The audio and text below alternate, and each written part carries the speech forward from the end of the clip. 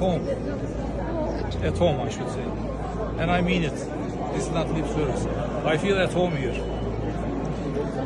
Danışan Ermənistan millətçisi və ya erməni lobbisinin nümayəndəsi deyil. Bu sözlərin müəllifi onlara satılan, Türkiyənin Ermənistanla münasibətlərinin normallaşdırılması üzrə xüsusi nümayəndəsi Serdar Kılıçdır. Serdar Kılıç kimdir? O, 1984-cü ildə Xarici İşlər Nazirliyində fəaliyyətə başlayıb və müxtəlif diplomatik vəzifələrdə çalışıb. 2008-2010-cu illərdə Livanda, 2012-2014-cü illərdə Yaponiyada, 2014-cü, 2021-ci illərdə isə Amerika Birləşmiş Ştatlarında Türkiyənin səfiri olub.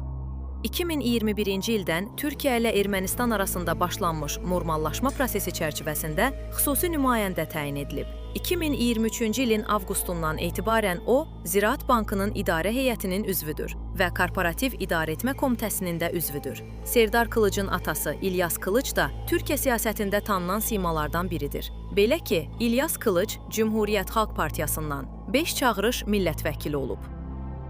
O, Trabzonun Sürmeneli rayonunun Konak kəndində anadan olub. Osmanlı dövrünün 1834-cü ildəki siyahı alınmalarında bu kəndin adı Zol kimi qeyd olunub.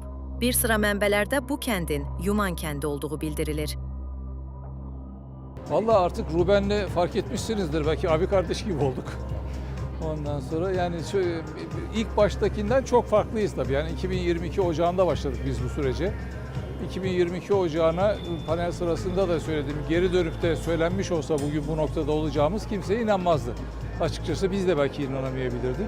Çok kısa zamanda çok ciddi adımlar attık yani şimdi. But it's wonderful to be here. First of all, I would like to thank to the Armenian government and Armenian authorities for the excellent hospitality they have accorded us. I was chatting with a number of journalists downstairs. They asked me how I feel in Yerevan. I said at home.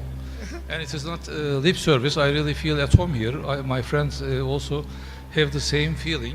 We are in a very friendly atmosphere, and throughout the normalization process, we enjoyed that friendship and understanding and openness from the Armenian side, especially Ruben. He kept on coming with constructive proposals.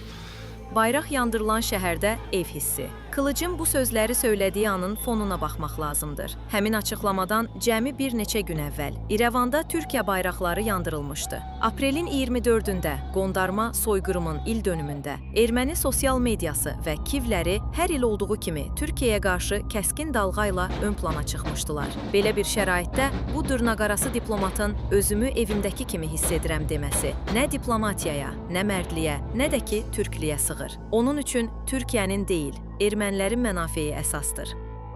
I think Ruben will agree with me.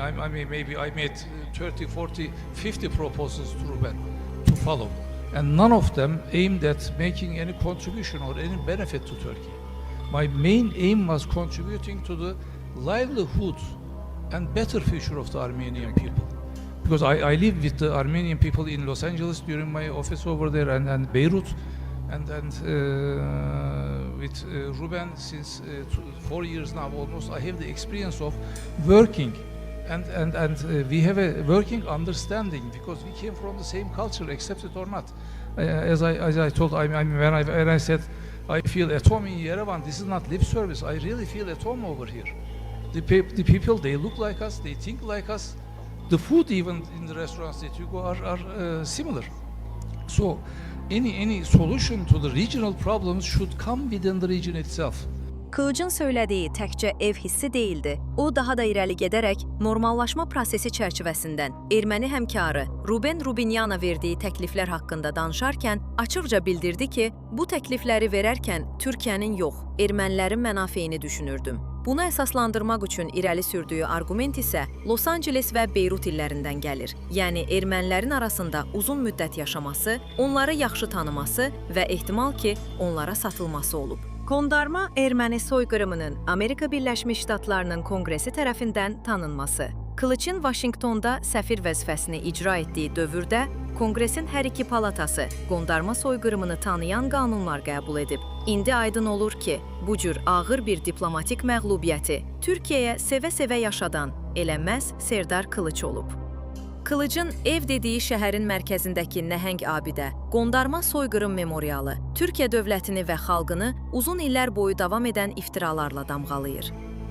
Həmin abidə Qılıcın özünün də atalarını qətliamda ittiham edir. Bu reallığı görmədən ya da görmək istəmədən özümü evdəki kimi hiss edirəm demək ən yaxşı halda siyasi səriştəsizlik, ən pis halda isə xəyanətdir. 2023-cü ilin fevralında baş verən dəhşətli zəlzələdən dərhal sonra Serdar Qılıc özünün X hesabında yazdığı bütün statuslarında Ermənistanın yardımlarını yüksək qiymətləndirir. Bununla bağlı rəsmi İrəvana təşəkkür etməyi unutmur. Serdar Qılıcın soyadı igidlik, cəsarət, ədalət və qələbə kimi xüsusiyyətləri ehtiva etsə də, onun bu hərəkətləri xəyanətdən başqa bir şey deyil.